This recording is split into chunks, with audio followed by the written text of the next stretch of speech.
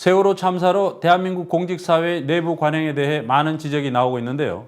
뉴스타파에 제보된 한 사건을 보면 우리 군 내부의 인권 침해 수준이 심각할 뿐 아니라 인권 침해가 보고된 뒤 이를 해결하는 과정에도 큰 문제가 있다는 것을 알려줍니다.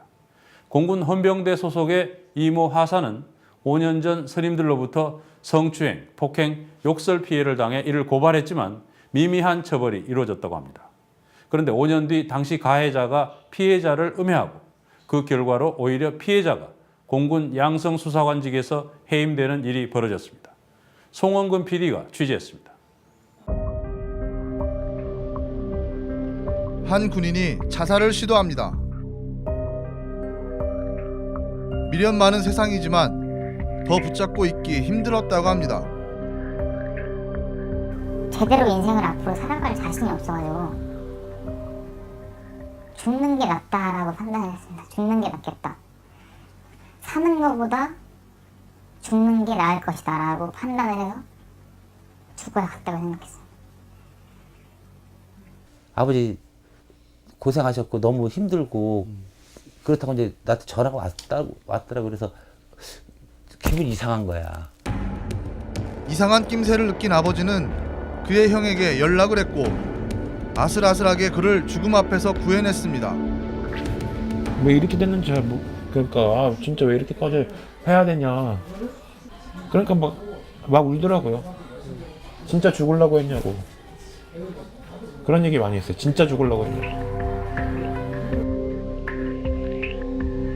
자살 시도로 그가 겪었던 6년의 군 생활이 비로소 부대 담 너머로 드러났습니다. 안녕하세요.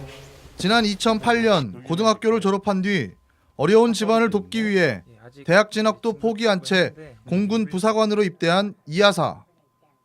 원래 어릴 때부터 경찰이랑 군인 쪽에 관심이 많았고 좀 그걸 꾸며가지고 형 추천으로 부사관 직업군인으로 입대하게 됐습니다. 그 집 근처에 또 공군부대가 있고 어릴 때부터 많이 봐가지고. 온갖 일을 겪었지만 열심히 복무한 덕에 지난 2012년 장기 복무가 결정됐습니다. 지난해에는 공군 수사관 양성 과정인 양성수사관에 선발됐습니다. 군 수사관은 입대 당시부터 이하사의 꿈이었습니다.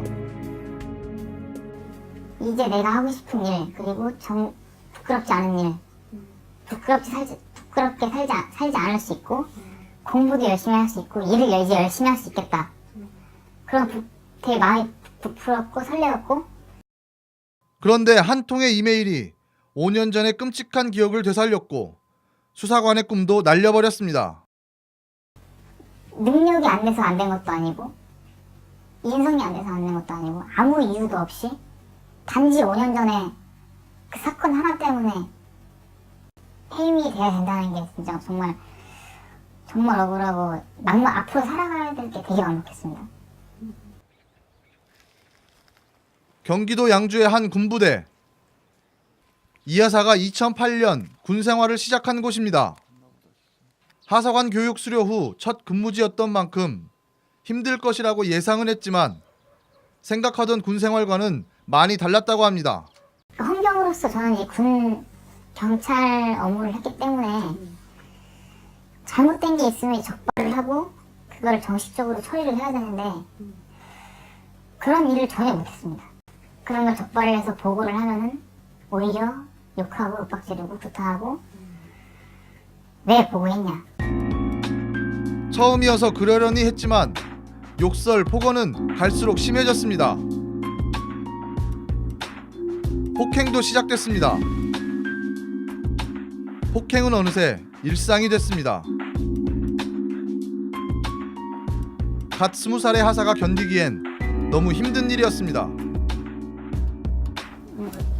이렇게 손을 이렇게 만들어서 이 목 뒤쪽 이렇게 뼈 척추 쪽을 계속 때려서 계속 때렸습니다. 저를. 고통스러울 것 같은데. 예, 많이 아팠습니다. 그때는 정말 많이 아팠어요. 하지만 그냥 구타는 아무것도 아니었습니다. 성추행이 시작된 것입니다. 선배가 때리면 맞아야 되고, 선배가 성추행하면 당해야 되고, 웃어야 되고, 그런 걸 당연시 여겨야 되는데, 자기는 다 당했고 그렇게 넘어갔는데, 그럼 너도 똑같이 그렇게 당해야지. 똑같이 때리면 맞아야 되고, 성추행 당해야 되고, 성기 만지면 웃어야 되고. 계속되는 폭행, 폭언, 성추행에 그는 지쳐갔습니다. 그러던 어느 날 이하사는 자신의 인생을 통틀어 가장 치욕적인 경험을 하게 됩니다. 한 간부의 진급 축하 회식 자리에서였습니다. 상사 한 명이 제 옆에 앉더니 계속 근데 막 뽀뽀를 하고 혓바닥으로 볼이랑 막 귀를 막 핥는 겁니다. 그래서 좀 이제 피하고 막 그랬는데 더 와서 막 빨고 이런 가슴 쪽이나 물어뜯고.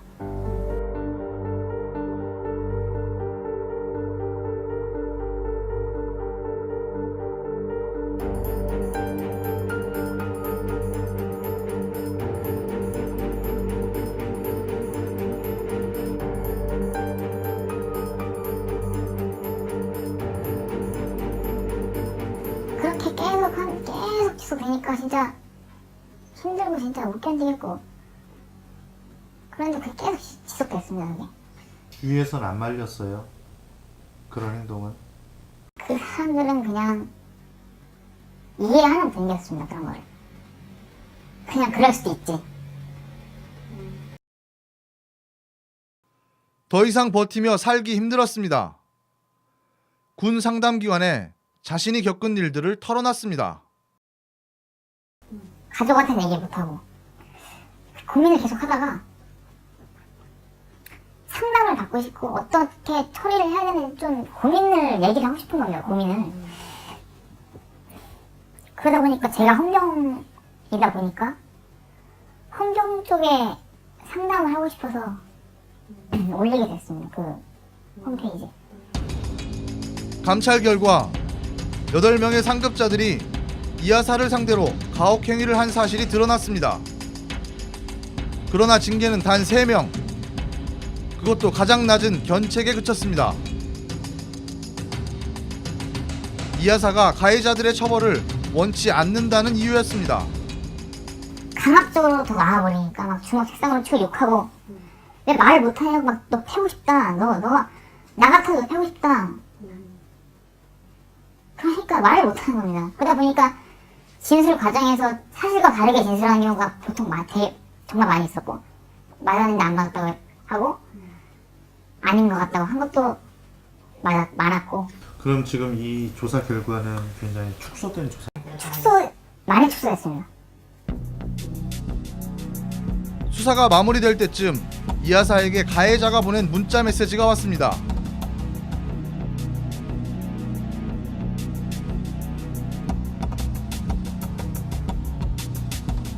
폭행 사실은 밝혀졌지만 이하사의 선처로 처벌 대상에서 제외된 사람이었습니다.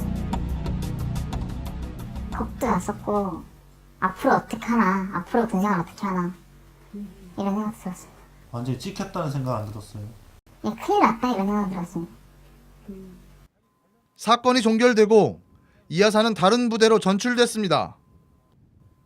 그러나 그는 어디서든 자신을 향한 싸늘한 시선과 싸워야 했습니다. 다른 부대에서 근무하던 그의 입대 동기들에게도 이하사와 관련된 소문이 흘러갔습니다.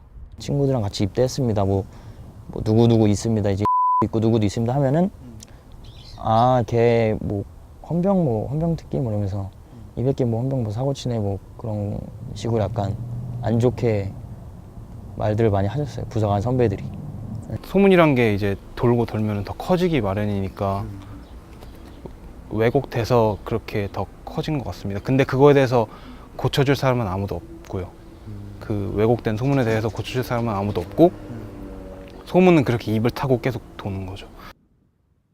피해 사실을 상담했다는 이유로 이하사는 조직의 배신자로 낙인 찍혀버린 것입니다. 그러던 그에게 희망이 찾아왔습니다. 헌병인 이하사가 수사관 예비 과정인 양성 수사관에 선발된 것입니다. 양성 수사관은 일정 기간의 교육을 통해 자질이 검증되면 정식 수사관으로 임명됩니다. 정의롭게 살고 싶었습니다. 제가 그런 당한 것도 있었고, 제가 정식적으로 옳은 말 할 수 있고, 정식적으로 서류할 수 있고, 부끄럽지 않게 살 수 있을 거라고 생각했습니다. 기쁨도 잠시, 곧 감당하기 힘든 시련이 닥쳤습니다. 양성 수사관으로서 수사계에서 근무하던 지난해 6월 13일, 이하사는 여느 때와 마찬가지로 휴가 중인 선임 수사관의 아이디로 일을 하고 있었습니다. 당시 양성 수사관의 신분이었기 때문에 업무를 위해서는 선임 수사관의 계정을 사용할 수밖에 없었습니다. 상급 부대로부터 온 메일을 확인하던 중 그는 낯익은 이름을 발견했다고 합니다. 보낸 사람은 양모 상사. 5년 전 이하사를 폭행한 사실은 드러났지만 징계는 받지 않았던 그 상사였습니다. 이하사에게 문자를 보내 복수할 거라고 협박했던 바로 그 이름. 고민하다가 상사가 모르는 사이인데, 전혀 모르는 사이인데 왜 메일을 보냈을까? 딱 그래서 열어보니까 내용이 있습니다. 허위사실이랑 그건 좀 충격적인 거, 죽여버리고 싶고, 이 새끼 나쁜 새끼고, 파렴치한 놈이고, 살모사 새끼고. 메일은 양 상사가 동기인 조 수사관에게 이하사를 경계하라는 내용이었습니다.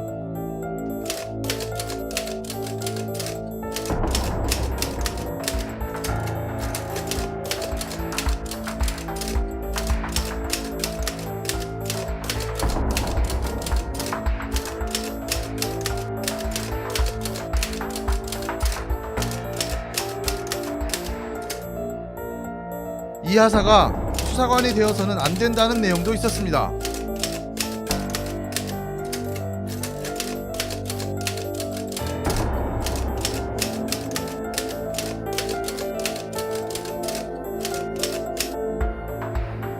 내가 뭘 잘못했지? 막 이런 생각 들고, 5년이 지난 지금에서 왜 다시 또 나한테 이러지? 충격적이었고, 화도 많이 났고, 충격적이었고, 좀 되게 막 혼란스러웠어요. 많이. 막 머릿속이 되게 혼란스러웠어요. 이하사는 메일을 캡처하고 본문은 따로 복사해 총 4장의 파일을 만들었습니다. 그리고 그 메일은 삭제했습니다. 조종 아이디는 공유가 된 상태였고, 이미 메일을 클릭하게 됐으니 두 번, 세 번 봐도 다 티가 안 나는 상황이잖아요. 누가 보든 안 보든 다 어차피 한 번 본 건데, 당연히 다른 병사들이 볼 수 있을 거라고 생각을 했고, 그리고 다음날 조중사가 출근한 직후 이 사실에 대해 바로 보고했다고 합니다. 오자마자 제가 바로 얘기를 했으니까, 출근해서 뭐 조금의 결을도 없이 출근해서 이제 걸어와서 책상에 앉자마자 제가 바로 보고를 했으니까 뭐 한 10초도 없었죠. 10초의 간격도 없었고 바로 보고했어요. 이하사를 비하하는 내용이 담긴, 그것도 5년 전 폭행 사건 가해자가 보낸 메일. 그러나 그는 그 메일을 삭제했다는 이유로 자술서를 작성해야 했습니다. 이하사는 자신을 음해하는 메일을 보낸 양 상사에 대해 조사가 이루어지길 생각했지만 상황은 반대로 흘러갔습니다. 오직 이하사가 업무 중 무단으로 선임의 메일을 확인하고 삭제한 것만 문제 삼았다고 합니다. 뉴스타파는 공군 측에 이하사의 행위만 문제 삼은 이유를 물었습니다. 공군은 개인 메일을 본 것 자체가 범죄 행위라고 주장했습니다. 메일에 담긴 내용에 대해서도 이하사의 부도덕한 처신에 대해 비난한 내용이라고만 판단했습니다. 개인 간의 메일이기 때문에 이하사를 매도한 내용은 문제 없다는 것입니다. 이하사의 변호인은 이하사의 행위가 자기 방어 차원으로 볼 수 있다고 반박합니다. 이것이 우리 부대원들한테 전파됐을 때 또 지금보다 얼마나 더 극심한 또 왕따와 피해가 있을 것인가를 우려해서 일종의 최소한의 자기 방어로서 그걸 삭제했다고 봐야 되죠. 결국 이 일은 이하사가 양성 수사관에서 해임되는 사유가 됩니다. 범죄 행위를 저질렀기 때문에 수사관으로서 자격이 안 된다는 것입니다. 5년 전 가혹 행위의 가해자가 보낸 한 통의 메일로 인해 이 여사는 수사관의 기회를 잃어버리게 됐습니다. 이에 대해 공군은 5년 전 사건과 양성 수사관 해임은 별개라고 주장했습니다. 5년 전 사건의 가해자가 아직도 그 이메일을 보내서 그 동기들이나 다른 동료들로 하여금 얘에 대해서 왕따와 괴롭힘을 선동하는 행위가 지속됐다는 것의 근거이고, 그것이 또 이 사건의 핵심적인 하나의 동기였던 것인데, 그걸 가지고 5년 전 사건과 무관하다고 하는 것은 그 자체로 말이 안 되는 거죠. 그렇다면 5년 전 사건의 가해자는 자신의 동기에게 왜 이런 메일을 보낸 것일까? 그 친구가 수사계라는 어떤 군대 내에서 힘을 가지는 것이 순간 무서웠습니다. 자신이 가지고 있는 목적만을 위해서 우리들을, 자신의 동료들을 그렇게 자신의 목적을 위해서 이용할 수 있는 사람이 수사관이 됐다는 사실이 너무 무서웠습니다. 메일을 보낸 이유는 이 여사가 수사관이 되지 못하도록 하기 위해서였다는 것입니다. 분명히 나중에 있을 텐데 진짜 우리 조직에서 왜 완전히 진짜 국가시켰나? 그런 생각을 했고요. 친구가 양성 수사관이 되지 못하는 과정에 제 편지가 분명히 영향을 미쳤겠죠. 그 부분에 대해서 부정하는 게 아닙니다. 밀약당을 먹으면 누군가 신뢰를 가질 걸 알고 있는데, 그러니까 먹을 만지는 사람과 유리사탕을 먹으려고 하는 사람에게 아무런 말도 하지 않고 있다가 그 사람들이 언젠가 크게 사고를 나거나 문제가 있는지 알았다 그러면은 그때가 더 후회할 거라고 생각해서 편지를 썼던 겁니다. 5년 전 아무런 처벌도 받지 않았던 가해자는 5년이 지나 피해자의 앞길을 가로막겠다는 목적으로 한 통의 메일을 보낸 것입니다. 가해자는 덮어주고 피해자에게 불이익을 안기는 현실은 그를 극단적인 선택으로 이끌었습니다. 5년간 고립되어 살아왔고 1년간 벌레 취급을 받으면서도 버텼는데 이젠 더 이상 자신이 없습니다. 화가 너무나 났습니다. 부당하게 해임시키고 불이익 주고 따돌리고 왕따시키고 할머니 혼자 두고 먼저 가는 저를 용서해 주십시오.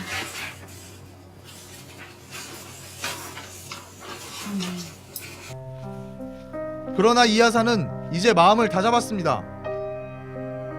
그를 지난 6년간 고통으로 몰아넣었던 군대 문화의 실체와 그 배후를 반드시 밝혀내겠다고 다짐합니다.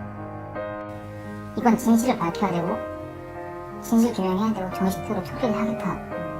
이익은 지든 어차피 죽으려고까지 했으니까 뭔들 못하겠냐.